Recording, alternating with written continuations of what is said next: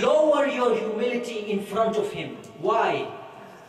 Because Fir'aun raised you for 15 years. And in that 15 years, the pain that he took, because of that, you have to be soft-spoken towards him.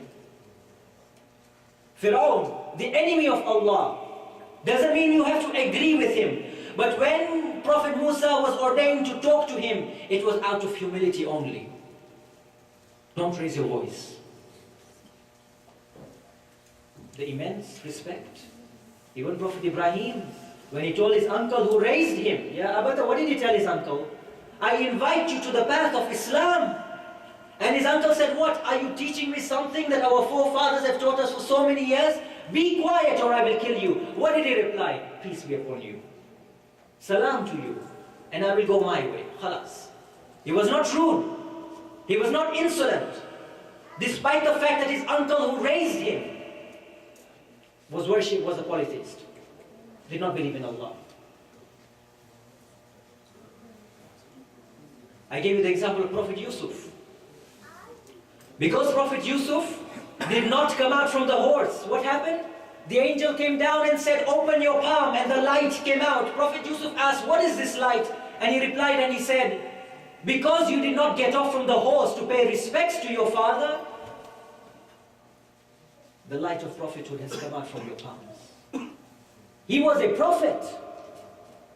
He was confused. Should I get off the horse or should I stay down? I'm a king, but yet this is my father. What should I do? He made that just incorrect decision. It wasn't a sin on his part. It was something that was called tarki awla. It wasn't a sin on his part, but he made an incorrect decision as a prophet, and he lost prophethood from his lineage.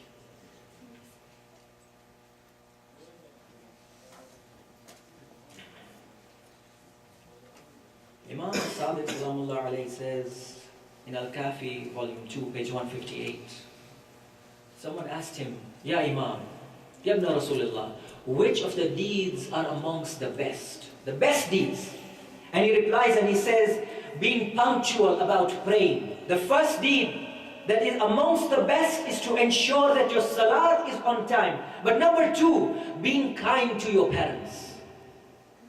And number 3, fighting in the way of Allah. Does not necessarily mean physical fighting. It is also referring to spiritual fighting. But look at this. Before spiritual fighting, before the jihadul nafs, you have to be kind to your parents. And when you are kind to your parents, then only it will be easy for you to take the spiritual fight course or path. Only then. If you are not kind to your parents and you're trying to be spiritually clean or pure, don't expect to go there. It's not going to work.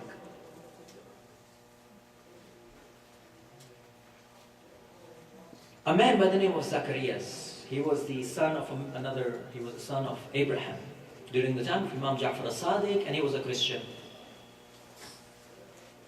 So he goes to the Imam and he tells the Imam, "Ya Ibn Rasulullah, I have become a Muslim and nobody is there to look after my parents who are still Christian. What do I do?" The Imam replied and asked him, "Do they eat pork?" And he said, "No." He says, "Then go and serve your parents." And his mother was blind, and his father needed help to look after the mother. So he said, "Go and serve your mother.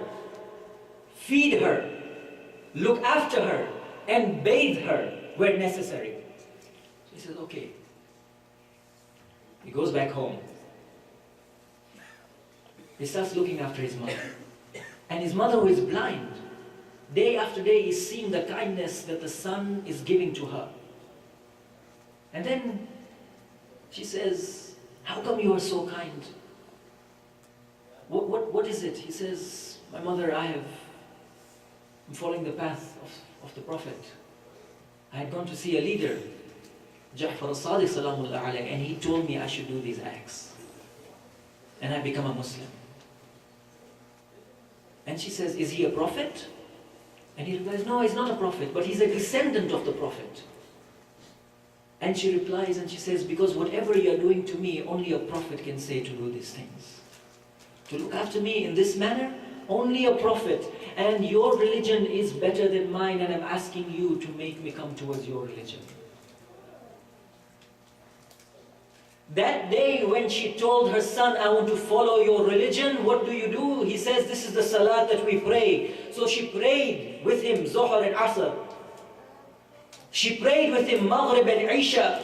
She became a Muslim, and after Salatul Isha, she passed away. Because of the actions of this young man. And that is when this man, Zakaria, remembered what Imam says, that when your mother passes away, then make sure you shroud her. And then he understood why. Because when she passes away, she will become a Muslim. The importance that even though the parent was a non-Muslim, it was because of the actions of that son that made her realize that these actions are not any actions but godly actions. Because all the actions from a prophet, like she said, comes from Allah subhanahu wa ta'ala.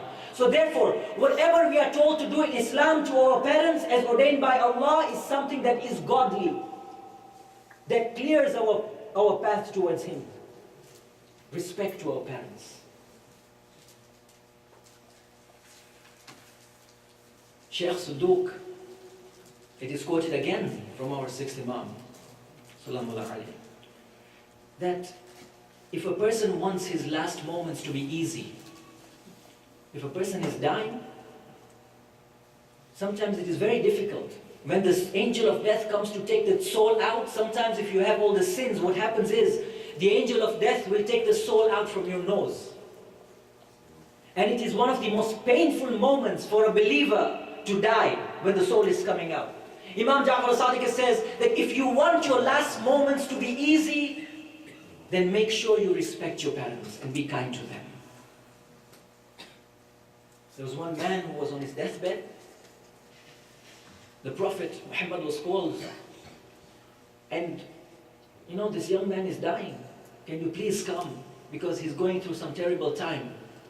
So the Prophet goes to the house, and he sees that he is not able to even say the Shahada. He's telling him, say La ilaha illallah. He cannot speak the Shahada. And then the Prophet looks around, he sees an old woman in the corner of the room. And he is asking this woman that, are you the mother of him? Yes, I am. Are you upset with him? Yes, I'm upset with him. I haven't spoken to him in 6 years because he was rude to me 6 years back. And the Prophet says, for my sake, forgive him. And she says, Ya Rasulullah, because you told me to forgive him, I am forgiving him. He turns back to this man and he says, say La ilaha illallah. And he was able to speak the words La ilaha illallah. And the Prophet asked him, before, when you are not able to say it, what was happening? He says that there was someone who was coming towards me, an ugly person, a black person, a demon. And he was coming towards me and I was scared. And when you were telling me to say La ilaha illallah, I could not say it because he was holding my tongue. But after my mother forgave me, I saw a person all nur, with light. And at that time, it became easy for me to say the Shahada.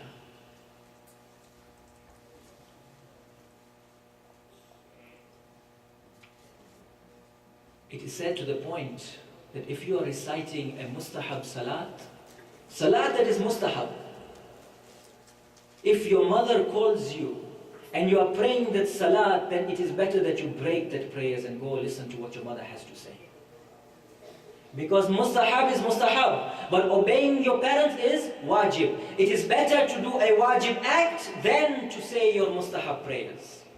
Not only that, if it is time for Salatul Maghrib, 4:35, yes? If it is time for Salatul Maghrib, and your parents tell you to do something, to pray on time is mustahab, to the point of wajib if you don't have anything else to do. But when your parents tell you at 4:35, I need you to go just to the supermarket downstairs, buy me something, that becomes first your priority. Then when you come back, you say your Salatul Maghrib.